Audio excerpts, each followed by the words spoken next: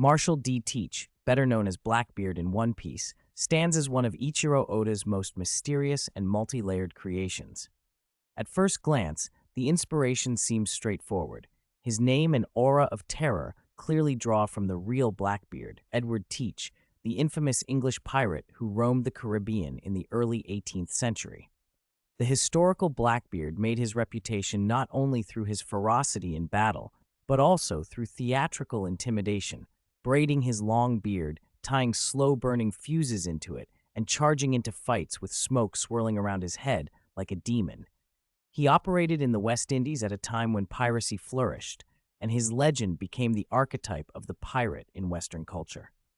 Yet, as with many characters in One Piece, Oda's Blackbeard is not simply a reflection of Edward Teach, but a deeper amalgamation of histories, ethnicities, and mythologies.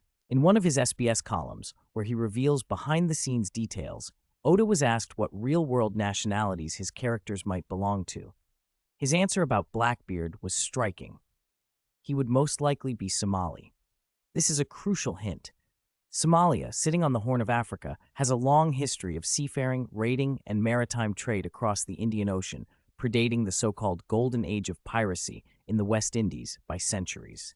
Somali sailors and traders reached Arabia, India, and Southeast Asia, linking Africa to South Asia in ways that European histories often overlook.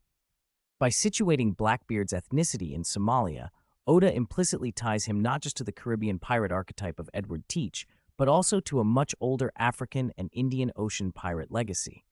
This connection deepens when we recall the Afro-Dravidian ties between East Africa and South India.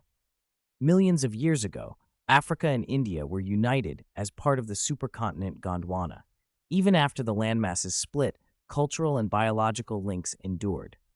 Scholars have pointed out the affinities between East African groups like the Somalis and the Dravidian peoples of South Asia, seen in linguistic traces, seafaring traditions, and even shared physical features.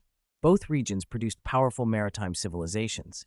In East Africa, the Ajuran Empire emerged in the Middle Ages as a formidable Somali state controlling trade along the Horn of Africa, while in South India, Dravidian dynasties like the Cholas built naval empires that spanned across the Indian Ocean.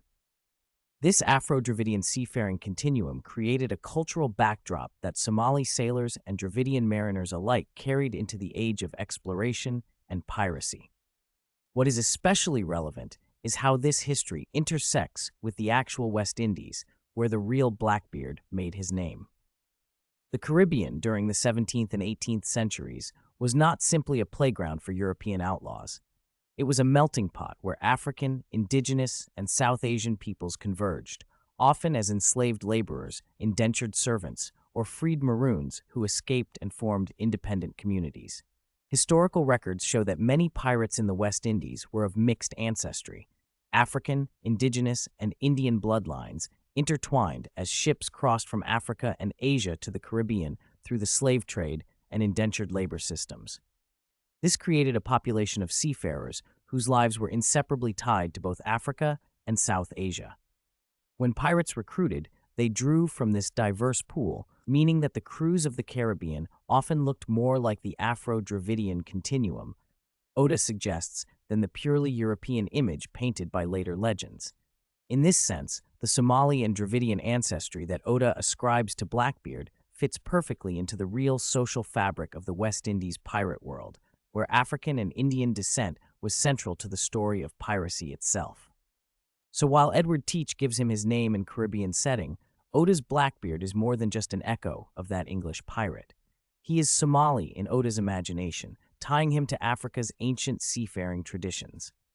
He is connected to South India through the Afro-Dravidian continuum that once linked Africa and Asia when they were one landmass.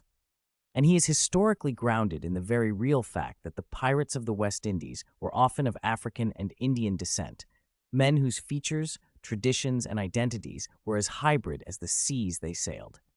In the end, Blackbeard in One Piece becomes a symbolic embodiment of piracy itself, born in the Caribbean, shaped by Africa, connected to India, and feared across the world's oceans.